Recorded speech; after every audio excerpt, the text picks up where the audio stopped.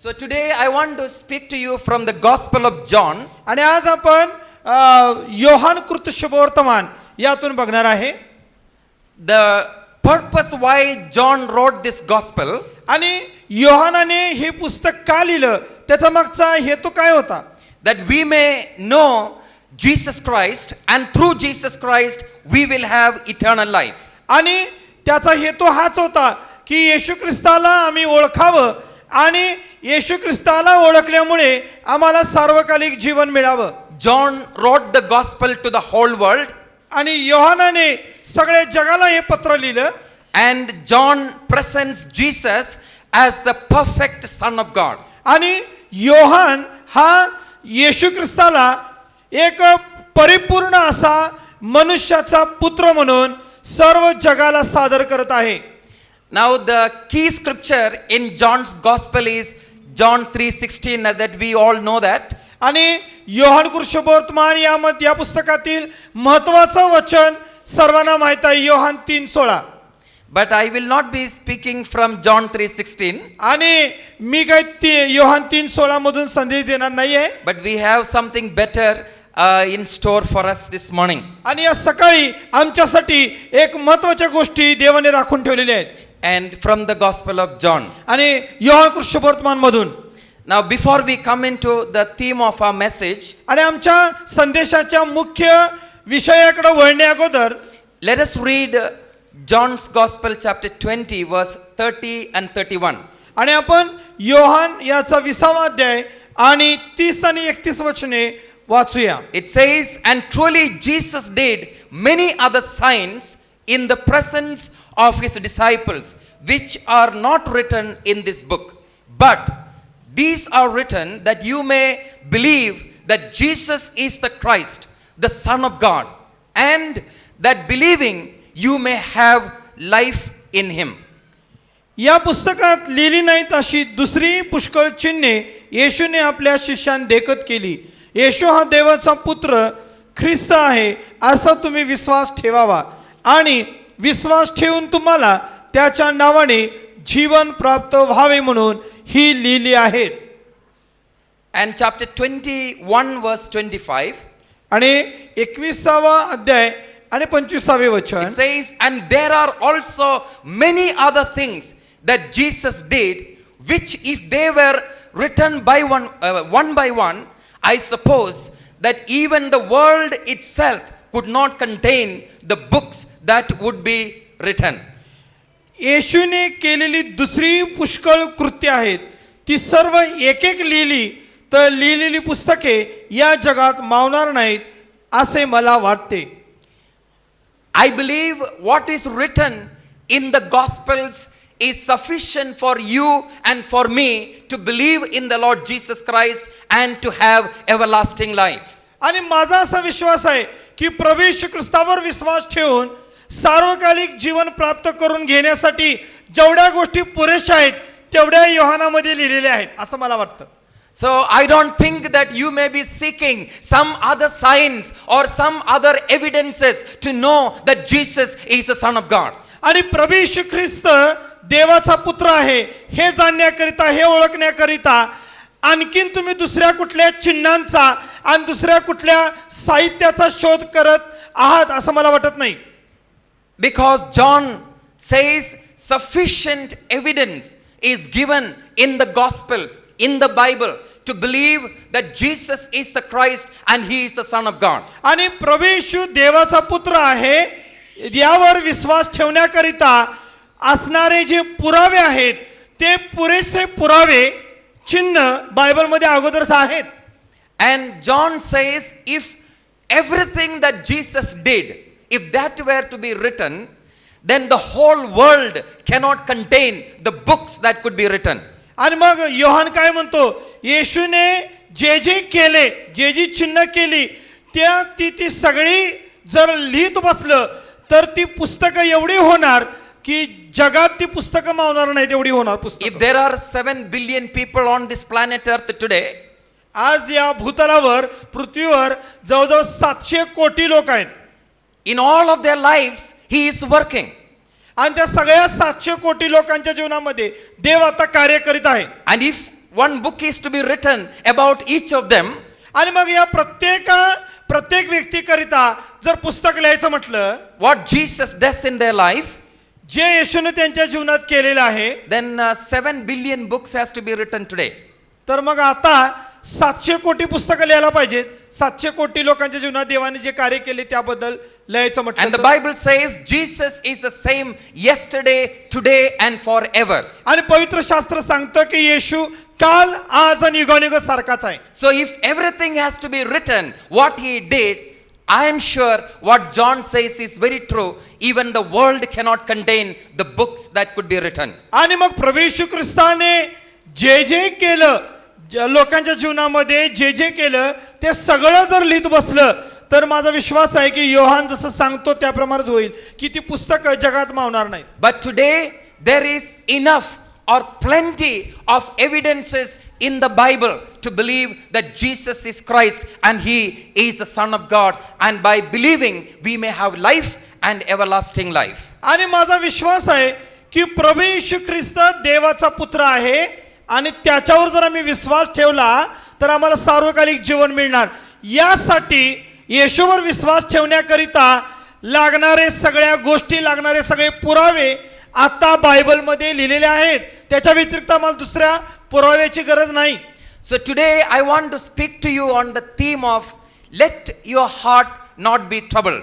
आणि आज मी तुम्हाला एक मुख्य विषयी तुम्हाला मी बोलणार आहे, ते म्हणजे तुमचं अंतःकरण अस्वस्थ होऊ देऊ नका. That is the first verse of John's Gospel chapter 14.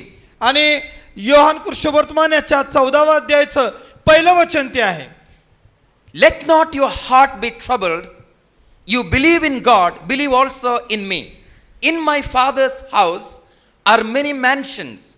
If it were not so, I would have told you. I go to prepare a place for you. If I go and prepare a place for you, I will come again and receive you to myself, that where I am, there you may be also. आणि योहानेचा 14वा अध्याय आणि 1 आणि 2 वचन. तुमचे अंतःकरण अस्वस्थ होऊ नये, देवावर विश्वास ठेवा आणि माझ्यावरही विश्वास ठेवा. माझ्या पित्याच्या घरात राहण्याच्या जागा पुष्कळ आहेत. नसत्या तर मी तुम्हाला तसे सांगितले असते.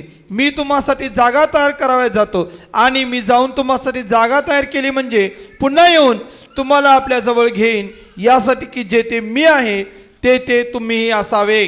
You know, Jesus said, in my Father's house there are many mansions. In some other translation it says there are many rooms. आणि मग प्रभू येशू ख्रिस्त त्याच्या वचनामध्ये म्हणतो की माझ्या पित्याच्या घरात राहण्याच्या जागा पुष्कळ आहेत, किंवा खोल्या पुष्कळ आहेत, किंवा एक राजवाडे महाल आहेत. And one of them belongs to me. आणि त्यापैकी एक खोली माझी आहे. Hallelujah. Hallelujah, Hallelujah. Hallelujah. That is why I can believe in what Jesus said. Let not your heart be troubled. आणि म्हणूनच मी येशू ख्रिस्ताने जे सांगितलेलं आहे त्यावर मी विश्वास ठेवू शकतो की तुमचं अंतःकरण अस्वस्थ होऊ देऊ नका. As I stand before you, I stand not as a troubled man inside my heart, but I stand before you as a man full of faith and hope and a future. आणि मी तुमच्या समोर उभा आहे, तो अस्वस्थ अंतःकरण घेऊन उभा नाहीये, पण भरोसा, आशा, विश्वास आणि भविष्य घेतलेला मनुष्य म्हणून मी तुमच्या समोर उभा आहे. Because I believe in my Father's house there are many rooms. कारण मला माहिती आहे की माझ्या पित्याच्या घरात पुष्कळ जागा आहेत And one of them belongs to me. आणि त्या जागांपैकी एक जागा माझी आहे. So when I leave this earth, आणि जेव्हा मी हे जग सोडून जाईन, whatever I may have on this earth, one day I will have to leave it. When I leave it, I can inherit one of those mansions, one of those rooms that Jesus promised. आणि मग जेव्हा माझी वर जाण्याची, देवाकडे जाण्याची वेळ येईल, तेव्हा माझ्या पृथ्वीवर मी जे काही मिळवलेलं आहे ते सगळं मला इथंच टाकून, मला देवानं जे माझ्यासाठी राखून ठेवलेलं आहे, जो मोठा महाल, जी मोठी जागा माझ्यासाठी राखून ठेवलेली आहे, ती मला मिळणार आहे. The Bible says आणि बायबल सांगतं that God is a God who comforts his people. आणि परमेश्वर असा परमेश्वर आहे की तो त्याच्या लोकांचं सांत्वन करतो. Everyone who trusts him He comforts them because he is the father of all comfort. आणि आपण पाहतो की जो जो मनुष्य देवावरती विश्वास ठेवतो त्या सर्वांचं परमेश्वर सांत्वन करतो, कारण आमचा परमेश्वर सांत्वनदाता देव आहे. John's Gospel chapter 14, it is a preparation for Jesus, the final part of his life on earth before going to heaven. So he is preparing his disciples not to be troubled. आणि मग योहान याचा 14वा अध्याय, यामध्ये हा 14वा अध्याय कशासाठी आहे माहिती आहे का, की प्रभू येशू ख्रिस्त हा आता वरती घेतला जाणार होता शिष्यांना सोडून. आणि मग शिष्यांनी येशू ख्रिस्ताविना त्यांचं जीवन अस्वस्थ होऊ नये म्हणून तो शिष्यांची तयारी करत होता, त्यांची मनधरणी करत होता. Because for the last 3.5 years, these disciples, they were living with Jesus. Jesus was their comfort, Jesus was their life, and Jesus was their guru, their master, their teacher.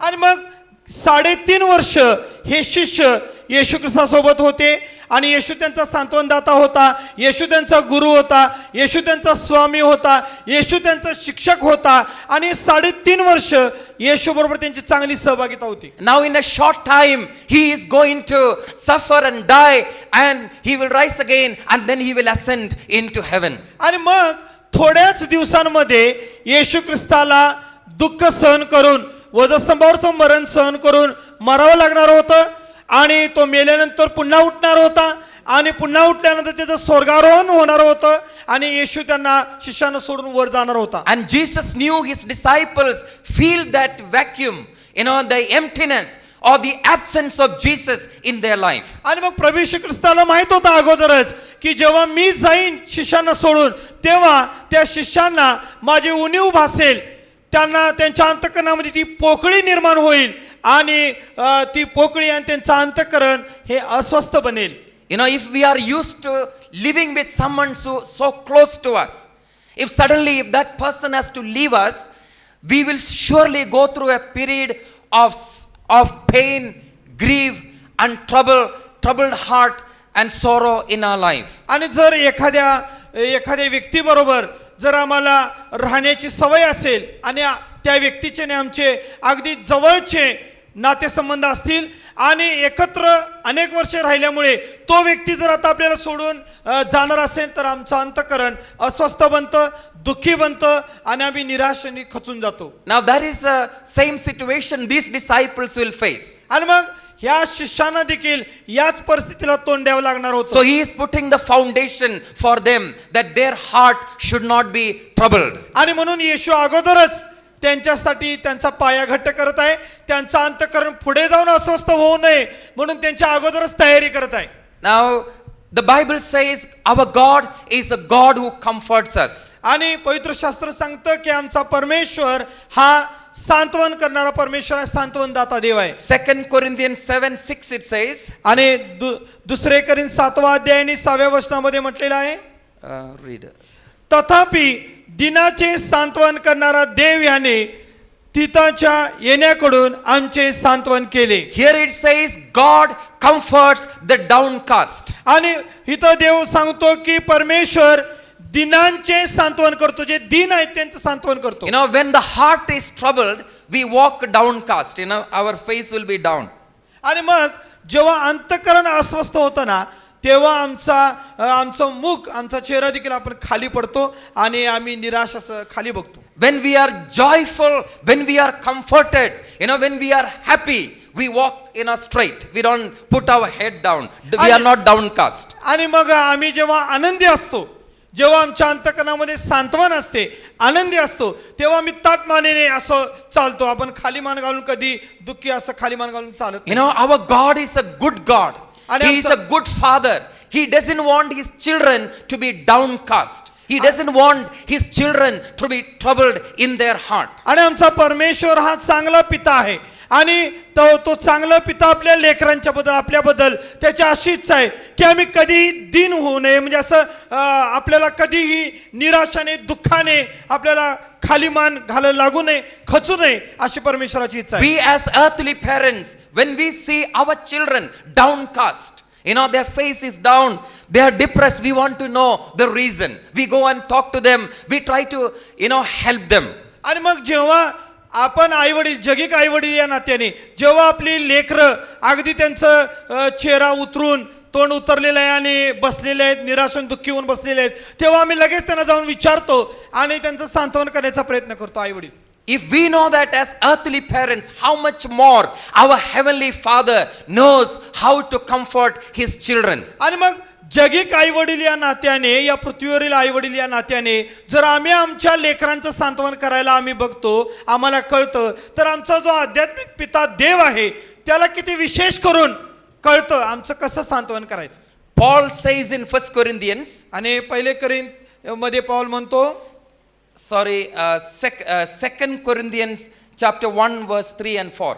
माफ करा, दुसरं करिंथ याचा पहिला अध्याय आणि 3 आणि 4. Blessed be the God and Father of our Lord Jesus Christ, the Father of mercies and God of all comforts, who comforts us in all our tribulation, that we may be able to comfort those who are in any trouble, with the comfort with which we ourselves are comforted by God. दुसरे Corinth याचा पहिला अध्याय आणि 3 आणि 4. आपल्या प्रभू येशू ख्रिस्ताचा देव व पिता, जो करुणाकर पिता व सर्व सांत्वनदाता देव, तो धन्यवादित असो. तो आमच्यावरील सर्व संकटात आमचे सांत्वन करीतो, असे की ज्या सांत्वनाने आम्हाला स्वतः देवाकडून सांत्वन मिळते, त्या सांत्वनाने आम्ही जे कोणी कोणत्याही संकटात आहेत त्यांचे सांत्वन करावयास समर्थ व्हावे. Paul says in the 2 Corinthians, आणि पौल दुसरे करिंथ मध्ये सांगतो, we are comforted so that we may comfort others. आणि आम्ही परमेश्वराकडून प्रथम सांत्वन पावतो, आम्ही परमेश्वराकडून प्रथम सांत्वन पावतो जेणेकरून आम्ही इतरांचं सांत्वन करायला समर्थ होऊ.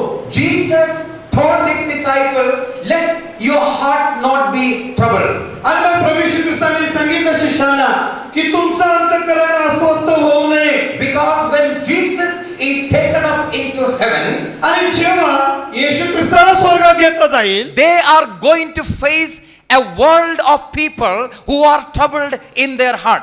आणि मग येशू ख्रिस्ताला वर घेतल्यावर नंतर हे जे शिष्य आहेत हे अशा लोकांच्या सामोरे जातील की ज्यांचं अंतःकरण अस्वस्थ बनलेलं आहे. The disciples are not going to see joyful singing, dancing people who will come and appreciate them.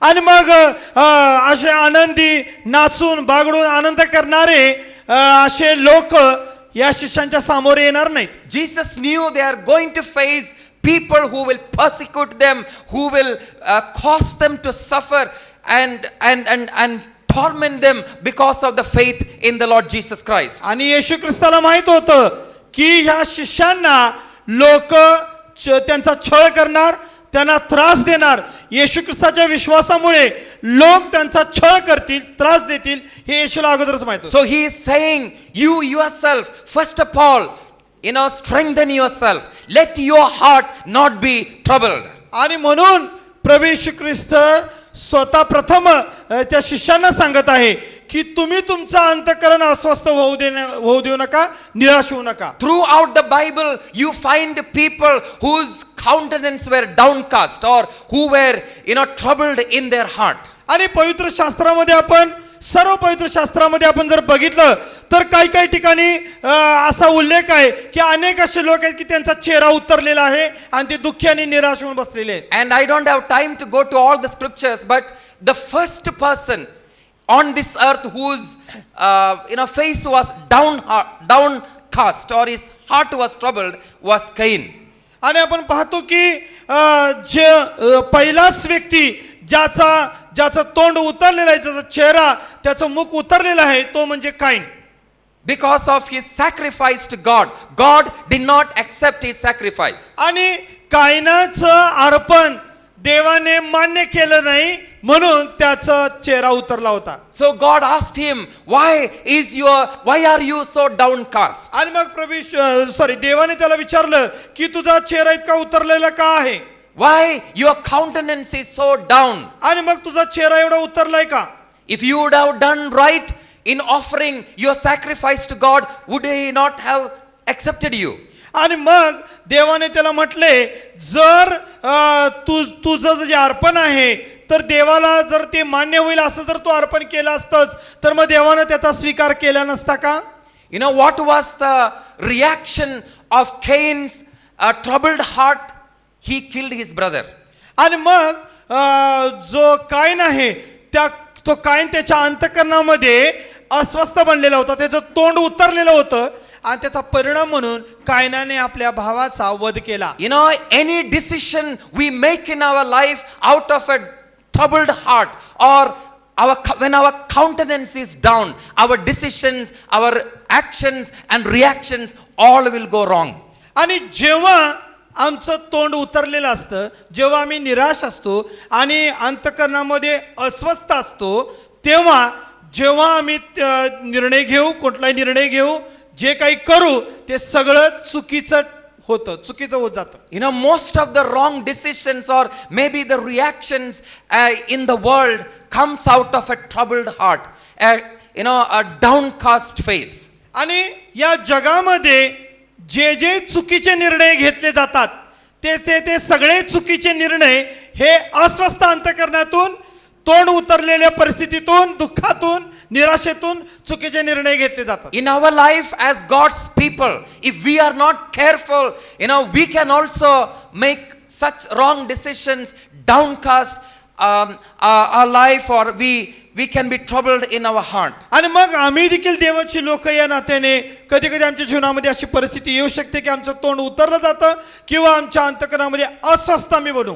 Jesus says, let your heart not be troubled. येशूने म्हटले, तुमचं अंतःकरण अस्वस्थ होऊ देऊ नका. This morning, I want to encourage each one of you, my brothers and sisters, let your heart not be troubled. आणि आज माझ्या बंधू भगिनींनो, मी तुम्हाला सांगत आहे की तुमचं अंतःकरण अस्वस्थ होऊ देऊ नका. I will give you 5 reasons from the Gospel of John why our heart should not be troubled. आणि मी योहानाच्या पुस्तकातून तुम्हाला अशी पाच कारणं मी देणार आहे की त्या कारणांमुळे आपण आपलं अंतःकरण का अस्वस्थ होऊ द्यायचं नाही, याची 5 कारणं आहेत. Maybe we can find 500 reasons from the Bible why our heart should not be troubled. आणि आमचं अंतःकरण अस्वस्थ होण्याची आवश्यकता नाही याची 500 पेक्षा जास्त कारणं पवित्र शास्त्रात आम्हाला मिळतील.